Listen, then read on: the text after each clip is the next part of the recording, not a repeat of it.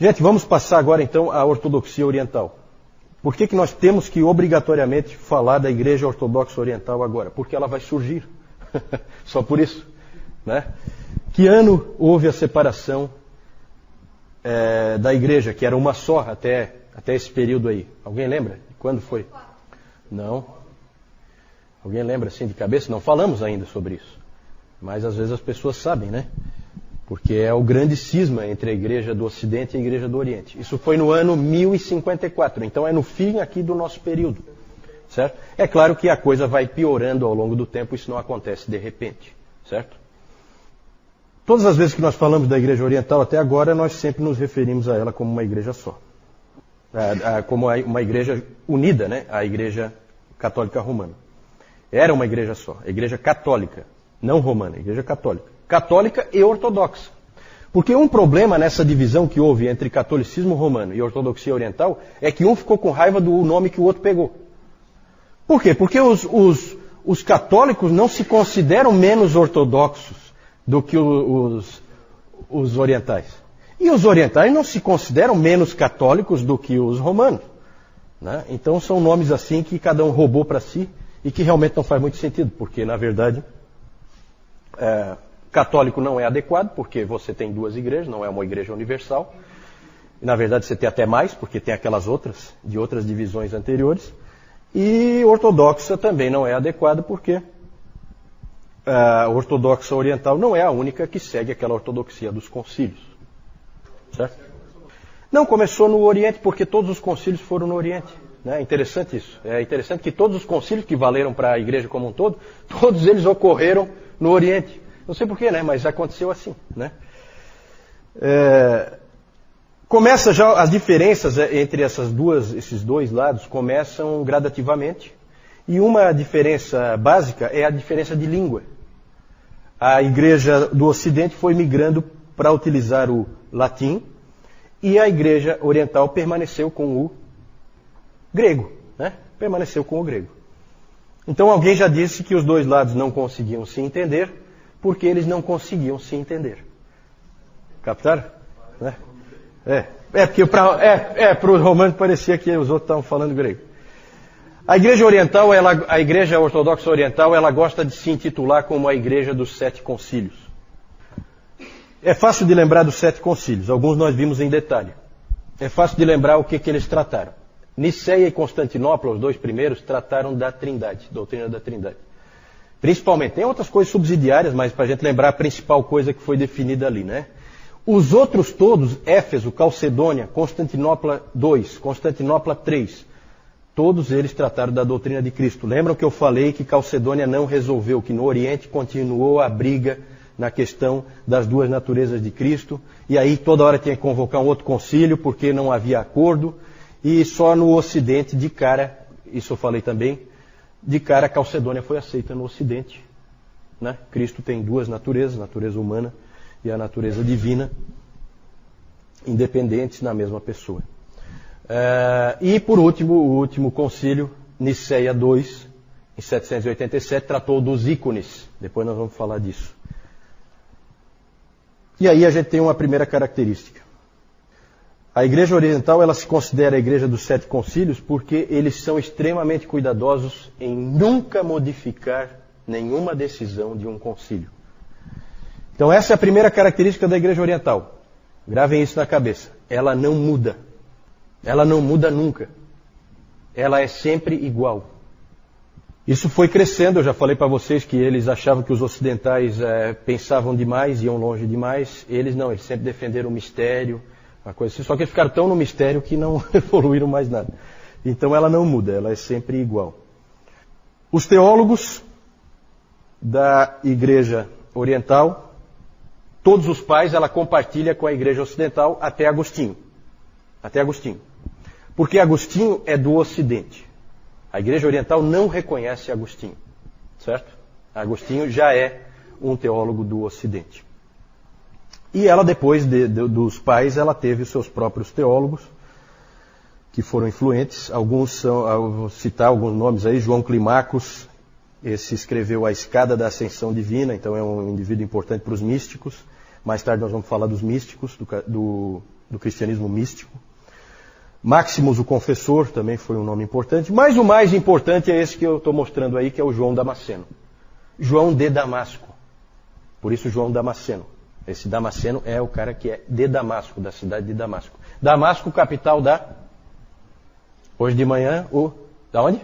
Síria, exatamente. Antioquia fica na Síria também, mas não é a capital.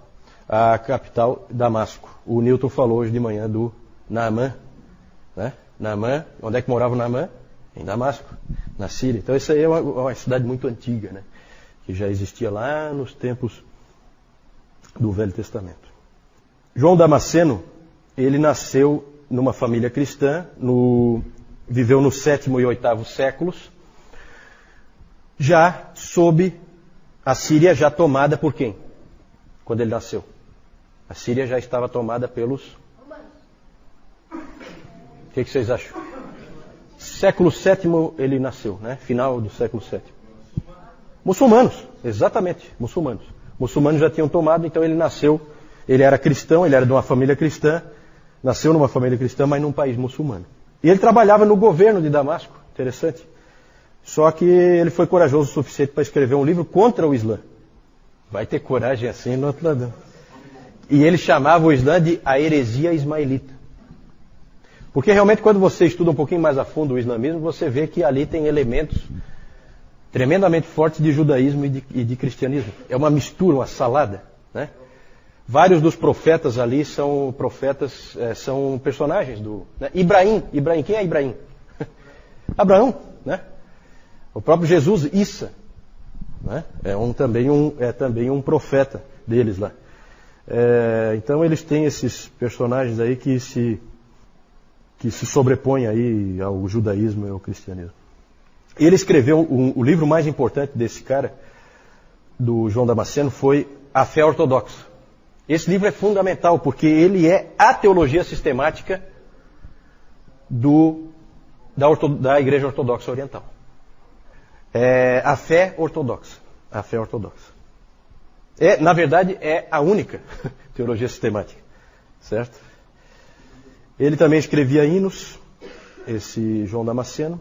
Ele é importante para definir qual é o pensamento ortodoxo. Eu quero fazer um comparativo rápido, porque evidentemente nós temos um foco aqui na divisão que houve, que vai acontecer no final desse período. E aí eu quero mostrar para vocês as ênfases, porque ali também há um ponto de discórdia, as ênfases de cada igreja. No Ocidente, a ênfase sempre foi e é até hoje, e nisso aí nós não temos muita distância do catolicismo romano.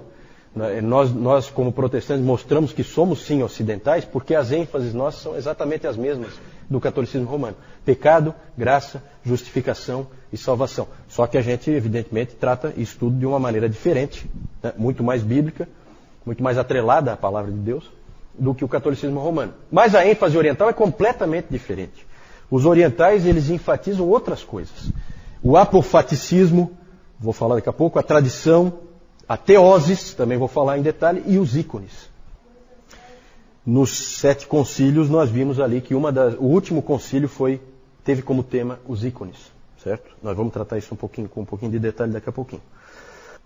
Apofaticismo. Apofaticismo é a teologia negativa. Lembra que eu falei já do Dionísio, o pseudo-areopagita, ele trabalhava essa teologia negativa. Então eles têm essa ênfase em que a gente não pode conhecer a Deus, em que nós estamos no escuro, em que há mistérios, tudo é nebuloso, certo? Isso é uma ênfase deles. Por causa disso, e porque a igreja deles nunca muda, então não há diversidade. E o Ocidente, vocês eu acho que conseguiram perceber, só pelo que eu mostrei ali do Radberto e do Ratramno, tendo uma controvérsia dentro do mesmo monastério. Uma controvérsia séria que a igreja vai ter que resolver. E o Gottschalk, por exemplo, vindo trazer Agostinho de volta, e a igreja dando... Né? Então há uma diversidade gigantesca na igreja ocidental. Sempre há teologias lutando. Né? E na oriental não, porque tudo é nebuloso, nós não podemos saber, certo? E aí então tudo fica como sempre foi. É bem diferente. Então, teologia negativa. ênfase no mistério e na sombra em vez da luz. Tradição. O Ocidente também valorizou a tradição. Só que, como eu acabei de falar, no Ocidente fica essa coisa, toda hora aparece alguém que questiona a tradição. E diz, não, isso não é assim, isso deveria ser assado. E vai aparecendo esse tipo de conflito. No Oriente, jamais. A tradição no Oriente é diferente. Para eles, a tradição nada mais é do que a voz do Espírito. E eles dizem que em cada um daqueles 7 concílios repetiu-se o Pentecostes.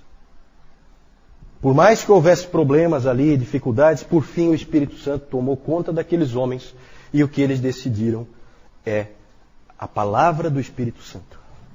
Então vejam que é uma ênfase completamente diferente que nós não temos aqui no Ocidente. Nem o catolicismo romano, nem o protestantismo. Certo?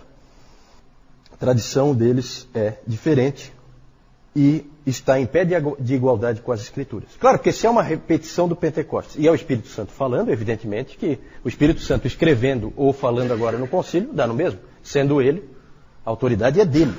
Certo? Então é assim que eles veem. Alterar uma decisão dos concílios, então, seria como alterar as Escrituras para nós. E por isso eles não alteram. Entenderam? É fácil de entender, né?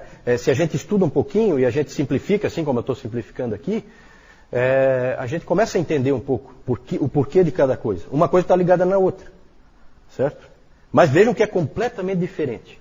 Né? Já dá para ver que mais cedo ou mais tarde ia dividir, ou já estava dividido. Essa que é a verdade, já estava dividido. Não formalmente, mas estava dividido, porque pensam totalmente diferente. A revelação não é somente pelas Escrituras e muito menos através do Papa. Eles não têm Papa. A revelação é por meio da Igreja. Eles sempre pensaram assim. É a Igreja. Teoses. O que é a teoses? Teoses é o meio de salvação para a ortodoxia oriental. Eles são salvos pela teoses. O que é a teose? O que quer dizer isso? Significa uma palavra que significa deificação. Deificação. Atanásio disse o seguinte, Atanásio é fundamental para a ortodoxia oriental, tá? Atanásio disse o seguinte, Deus se fez homem para que o homem pudesse tornar-se Deus. Para eles isso é muito importante. Você vai aos poucos sendo transformado à imagem e semelhança de Deus. E nós temos um texto bíblico que mais ou menos puxa nessa direção, né? Qual é? Alguém lembra? Um texto bíblico que puxa nessa direção, de que o homem vai se transformando ou é transformado em Deus, como Atanásio colocou aqui. Deus se fez homem para que o homem pudesse tornar-se Deus. Não, é aquele do 2 Pedro 1,4. Né?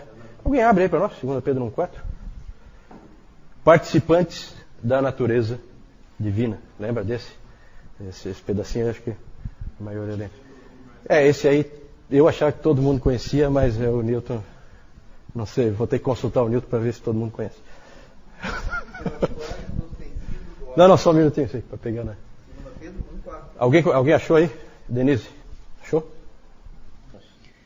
Pelas quais nos têm sido doadas as suas preciosas e muito grandes promessas, para que por elas vos torneis coparticipantes da natureza divina, livrando-vos da corrupção das paixões que há no mundo. Vos torneis coparticipantes da natureza divina. Para eles essa é a salvação, é você se tornar coparticipante da natureza divina. Para o Ocidente isso aí soa estranho. O Ocidente não gosta muito dessa linguagem. Existem, claro, ideias parecidas, nós temos conceitos parecidos com esse, mas para nós soa um pouquinho herege essa maneira de falar. Né? Na verdade, eles têm um entendimento claro disso aí, mas para o ocidental soa estranho, soa como uma heresia. Há pessoas no Ocidente que constroem em cima dessa ideia, geralmente são místicos, mas não é bem aceita normalmente no Ocidente, ela tem uma certa resistência. No Oriente é praticamente o meio de salvação. Vou falar dos ícones. O uso dos ícones. O que são os ícones? Ícones são as imagens de Cristo e dos santos. Quando um protestante vai para uma igreja oriental, na Rússia, principalmente na Rússia, né? Hoje a ortodoxia oriental, o forte dela está na Rússia. Constantinopla não existe mais, chama-se Istambul, e é muçulmano até o último fio do cabelo. Então a ortodoxia, o grande centro da ortodoxia é a Rússia. E o cara se assusta quando entra lá, porque é tanta imagem, e tanta pintura, e tanta estátua, que realmente assusta. Para eles é muito importante essas figuras, essas imagens, que são chamadas de ícones. Elas estão em todo lugar. Geralmente no centro dos templos deles, há uma figura de Cristo, que é a mais central, e uma coisa interessante é que você dificilmente vai encontrar uma imagem de Cristo crucificado. Oi. Sim, no catolicismo romano também existem muitas imagens, mas ali no Oriente é um absurdo. Eles consideram muito importante as imagens dos santos e de Cristo. E no caso do... Oi. Não, é aquela padrão, mais ou menos. Depois o João vai mostrar uma ali. Não é muito diferente, não. Porque no início era uma igreja só, né? Aí depois é que vai... Né? Geralmente no centro, então, tem essa imagem e é diferente do Ocidente. No Ocidente costuma-se muito representar Cristo na cruz. Cristo crucificado. Raramente no Oriente você vai ver essa imagem. Ela não existe. Cristo é sempre apresentado como o chamado Cristo Pantocrator. Pantocrator. O Senhor de todas as coisas. Então é um Cristo rei. Ele sempre põe um Cristo que é um rei. No Oriente houve um problema muito sério nessa questão dos ícones. Houve um problema dos iconoclastas. O que é um iconoclasta? Eikon, tem na Bíblia, né? Eikon. Ele é a imagem do Deus invisível. Ele é o ícone do Deus invisível. Né? Não é Colossenses 1,15? Ele é a imagem do Deus invisível. Vai ver lá no grego, é Eikon. Então, o iconoclasta, Eikon é uma imagem, e clastos é quebrar. Então, os iconoclastas são os que quebram imagens. E houve um problema muito sério. Levantou-se pelo século VII e VIII, principalmente no século VIII, apareceram esses iconoclastas, que eram indivíduos que achavam que não podia ter essas imagens. E aí apareceram imperadores que eram iconoclastas. E o principal deles é Leão III, que era um imperador bizantino, o Isuriano. Ele, em 730, mais ou menos ali por 730, ele então mandou quebrar e destruir todas as imagens que havia. Na Oriental, na Igreja Oriental. Por que isso? Os historiadores estudam isso e eles dizem que os imperadores temiam o poder dos mosteiros. Os mosteiros eram muito poderosos. E eram eles que incentivavam a veneração das imagens, eram eles que faziam as imagens, eram eles que pintavam as figuras, então eles tinham tudo na mão. E aquilo dava poder para eles. Outra coisa que se imagina também que tenha provocado a iconoclastia, o ataque às imagens, pode ter sido, esse violento, né? Pode ter sido por causa da influência muçulmana, que os muçulmanos estavam ali muito perto, e muçulmano não tem imagem em hipótese alguma. Então os muçulmanos achavam aquilo ali, um povo, na verdade, um povo pagão, que tinha templos cheios de imagens, era assim que o muçulmano via o cristão. E aquilo ali era um mau testemunho, né, diante dos muçulmanos, e provavelmente também muitos encaravam aquilo como errado por mero erro teológico, porque a Bíblia não condena isso aí, né? Então houve esse problema dos iconoclastas. Esse problema levou à convocação daquele concílio, o Sétimo Concílio, em 787, para resolver essa questão, para se decidir, pode ter os ícones ou não. Na verdade, gente, olha, teve muitos abusos aí.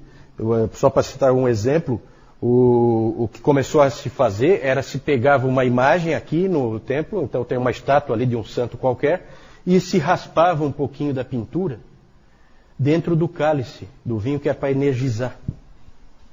Que ficava muito mais poderoso se tivesse aquela raspinha.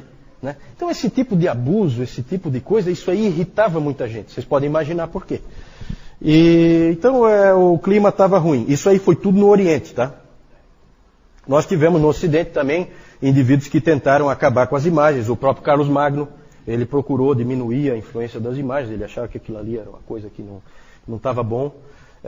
Mas é difícil, eles tiveram dificuldade. Depois os protestantes tentaram, né? O Lutero, o Calvino, Lutero nem tanto, Lutero mais ou menos, Lutero uma boa parcela, mas se você vai numa igreja luterana, eles toleram melhor algumas imagens, principalmente da cruz e tal, né? O segundo concílio de Nicéia, então, como nós vimos, ele definiu a validade do uso dos ícones, como válidos, como bons. Ele colocou eles, aí é aquela coisa, as coisas sempre pioram quando tem uma ação muito forte, ocorre uma reação muito forte. E aí eles colocaram os ícones em pé de igualdade com a palavra escrita. Certo? A palavra escrita é a revelação em palavras e a palavra nos ícones, a revelação nos ícones é a revelação em cores. Era assim que eles viam. E aí eles usaram de todo tipo de artimanha e estratégia, como é comum usar sofismas e esse tipo de coisa em teologia. Eles usaram argumentos contra os iconoclastas, dizendo que Jesus Cristo se fez homem e, portanto, é legítimo representá-lo na forma humana, e quem não o representa na forma humana pode ser acusado de docetismo. Docetismo era aquela heresia em que se dizia que Jesus não era verdadeiramente humano. Certo? Então é uma estratégia, né? E o próprio João Damasceno foi importante para a defesa dos ícones. E os ícones ganharam uma importância muito grande. Quase que eles desaparecem, mas não desapareceram, acabaram ganhando força. Porque muitas vezes quando você persegue, você dá força. E foi exatamente o que aconteceu nessa questão dos ícones. São muito importantes na Igreja Oriental. E é claro que depois os teólogos tiveram que fazer uma ginástica para explicar a diferença entre adoração e veneração. Né? Os teólogos orientais tiveram o mesmo problema que o catolicismo romano tem. Como é que eu explico isso aí? E aí fazem todo um arrazoado que não convence ninguém, aí usam termos bonitos. Adoração absoluta, que é só a Deus, e a adoração relativa, que é aos santos. Então, sabe, começa esse tipo de coisinha assim que não... Na verdade, todo esse posicionamento ignorou a Bíblia e ignorou o ensino dos pais. Os pais sempre associaram os ícones ao paganismo. Certo? Então é aquela coisa. A tradição, mas na hora de pôr em prática não põe. Né? É interessante essa observação. Na Escritura o Espírito Santo mandou não fazer, e daí no concílio de Nicéia II ele mandou fazer. Interessante. Vamos falar do problema, os ícones já falei, vamos falar do problema do grande cisma. Na verdade já havia aquela diferença de ênfases, que me parece que é bem forte, e aí começam assim os pequenos problemas. Um problema que sempre houve, desde Nicéia e Constantinopla, os dois primeiros concílios, foi a questão da primazia. Porque em Nicéia e em Constantinopla foi definido o seguinte, que a Igreja de Roma é a igreja mais importante, mas que Constantinopla é a nova Roma, porque o imperador foi para lá. Na verdade, vocês veem que no início todo o pensamento deles é que a importância da igreja tem a ver com a sede do império. Né? Aí depois vem o Leão I, espertalhão, e vem com essa história do Pedro, que não sei o que, Mateus 16, que é bíblico, não sei o que e tal, e se aproveita e acaba jogando lá. Por quê? Porque a sede do império não é mais ali. Agora nós temos que mudar o enredo. Certo? Senão Constantinopla passa a ser a nova igreja principal. E o que se dizia lá em Nicéia no primeiro concílio de Constantinopla, o que eles definiram lá foi que Constantinopla é a nova Roma, portanto tem igualdade com Roma. Roma não gostou nem um pouquinho. Achou essa interpretação totalmente errada. E aí começa o conflito da primazia. Né? Quem, afinal de contas, é o maior? Os concílios sempre diziam, não, pode ser uma questão de honra. Roma pode ter mais honra. Vamos dizer assim, é o mais honrado entre iguais, mas são iguais. Então esse foi um ponto que pegou, já houve um certo desentendimento nesse ponto aí. A gota d'água foi a controvérsia filioque. O que quer dizer filioque? Filioque significa do filho. Filioque, em latim, tá? A controvérsia filioque aconteceu porque o Papa Benedito VIII, ou Bento VIII, né? Agora tem que falar Bento, né? Eu sempre achava que era Benedito, mas aí assumiu esse aí. E na verdade é assim, Benedito é em italiano, né? E Bento, é que nem Giovanni e João, é o mesmo nome, né? É o mesmo nome, só que em línguas diferentes. Então, o Papa Bento VIII, o de agora é o dobro melhor do que aquele lá, né? Mais ou menos. O Bento VIII, ele pegou e alterou o credo niceno, dizendo que o Espírito Santo procede do Pai e do Filho, filioque. O Espírito Santo procede do Pai e do Filho, filioque. O Papa pegou e alterou o credo niceno, que foi produzido aonde? Em Niceia e a parte do... o que foi feito depois, eu até comentei isso, que o credo niceno, na verdade, foi fechado no segundo concílio, em Constantinopla. A versão que nós conhecemos hoje é a versão de Constantinopla. Aí, pensem no que a gente já aprendeu hoje. O que vocês acham que a Igreja Oriental vai pensar de um Papa que foi lá e alterou o que o Espírito Santo tinha dito nos 2 concílios? Aí complicou. Por isso que a coisa ficou séria. Porque para a Igreja Ocidental, o Papa pode fazer o que bem entender, é a autoridade absoluta, o vigário de Deus na terra, pode fazer o que bem entender, está sempre certo. E para a Igreja Oriental, isso aí é uma piada. Então, ali houve uma controvérsia muito grande e o número de tratados escritos sobre esse assunto é gigantesco, dos 2 lados. Né? Então, são coisas assim que viram controvérsias gigantescas. Isso aí, evidentemente, também ajudou a separar. E vocês vejam que nessa controvérsia acabou assim aparecendo a diferença de entendimento dos 2 lados. Acabou aflorando. Vocês mesmo concluíram aí que o Papa tinha feito uma coisa absurda para o Oriente. Certo? Por fim, depois de tudo isso que nós vimos, já deu para perceber que ia ser difícil eles permanecerem juntos. Houve uma separação temporária no 9º século, que acabaram se acertando, e em 1054 o cardeal Humberto foi enviado pelo Papa Leão IX, e aí tem umas coisas tão confusas na história da igreja, eu não quero entrar em detalhe, mas o cardeal Humberto foi emissário do Papa, ele tinha autoridade do Papa, ele foi até lá em Constantinopla e ele foi lá para ter um entendimento com o Miguel Cerulário, que era o patriarca de Constantinopla, e os 2 acabaram brigando lá e um excomungou o outro. Certo? Aí o cardeal Humberto excomungou o Miguel Cerulário e o Miguel Cerulário excomungou o cardeal Humberto e o Papa. E ali, então, se considera que aquela data é a data em que há a separação. Porque está excomungado, você está fora da igreja, você não tem salvação, você está completamente perdido. O problema é saber quem tem a autoridade para excomungar quem. Então houve uma excomunhão recíproca. Excomungar, a Rebeca perguntou, o que é excomungar?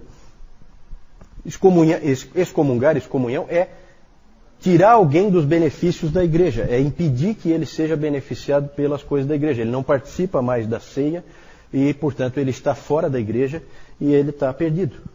Né? Ele está condenado. E aí os 2 se excomungaram, então passou a ter 2 igrejas. Eu acho que sim, né? Eu acho que foram. E o interessante é assim, né? Porque aí as coisas confusas, eu não queria entrar nisso, mas quando o cardeal Humberto chegou lá, o Papa Leão IX tinha morrido, mas ele não sabia. Então há quem diga que não valeu. Porque o emissário do Papa não podia ser emissário do Papa se o Papa está morto. Então não valeu a excomunhão do Humberto. O Humberto não podia ter excomungado. Então umas discussões assim esquisitas. Uma coisa. Depois disso, gente, um monte de anátemas para todo lado. Isso é uma fraternidade, uma coisa bonita. Bonito isso. Né? Era anátema para todo lado, era bula papal, detonando com os caras de Constantinopla, do outro lado vinha também. Olha, exemplo, né? Os anátemas só foram removidos em 1965. Olha só, gente. Olha só. Quase 1000 anos depois, os anátemas foram removidos. O cisma persiste até hoje. É claro que o ataque dos cruzados a Constantinopla, que nós vamos ver mais para frente, o ataque dos cruzados a Constantinopla foi o golpe final. Ali não teve mais jeito, não tinha mais como eles se entenderem. João. Aqui, como já está dizendo, nós temos a figura de João Damasceno, né? Ele que foi o que escreveu a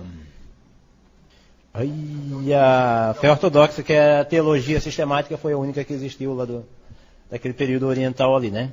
E aqui, nós temos aqui aquela figura que, como o Juliano explicou, a ortodoxia oriental não via Cristo pregado na cruz, mas via Cristo assim. Tá? Aqui com a Bíblia.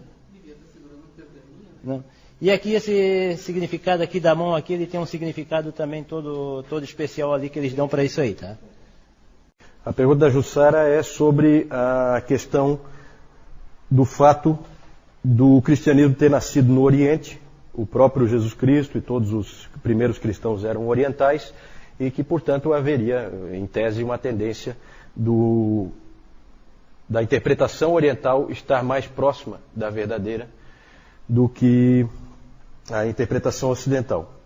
Qual o problema aí? O problema é que fica claro que a interpretação oriental é uma interpretação grega.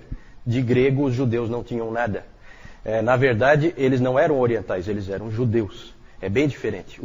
A Palestina foi destruída. No ano 70, Jerusalém foi varrida do mapa, e no ano 135, Adriano resolveu acabar o serviço, e espalhou os judeus por tudo que é canto. Né?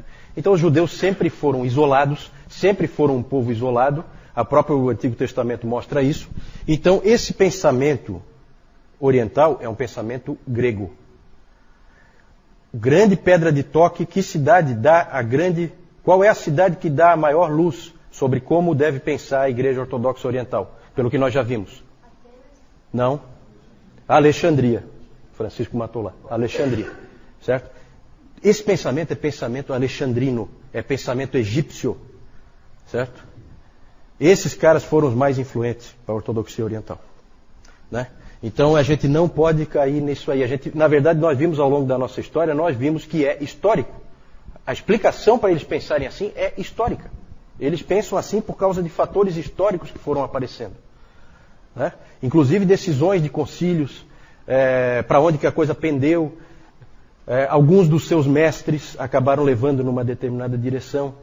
Então é mais por causa disso aí. Por isso que a gente está sempre vendo aquele texto de Isaías 48, seca-se a erva, cai a sua flor, mas a palavra do nosso Deus permanece eternamente. A grande vantagem dos ocidentais é que eles permaneceram mais perto da palavra, especialmente os protestantes, que realmente quiseram voltar à palavra, já que os católicos romanos tinham ido para muito, mas muito longe da palavra de Deus. Né? Então, graças a Deus, porque a palavra de Deus permanece eternamente e é a nossa rocha. Né? E ali a gente vê que não tem nada disso aí. Quando a gente pega a palavra na mão, a gente vê que ela é bem direta, não tem esse mistério todo que eles falam. Não é assim, não é a teologia negativa. Paulo pega e descortina tudo. E abre, e revela, e mostra. Claro, sempre por orientação do Espírito Santo. O Espírito Santo está revelando, ele está abrindo, descortinando. Né? Então, na verdade, aí eles estão indo por um caminho perigoso.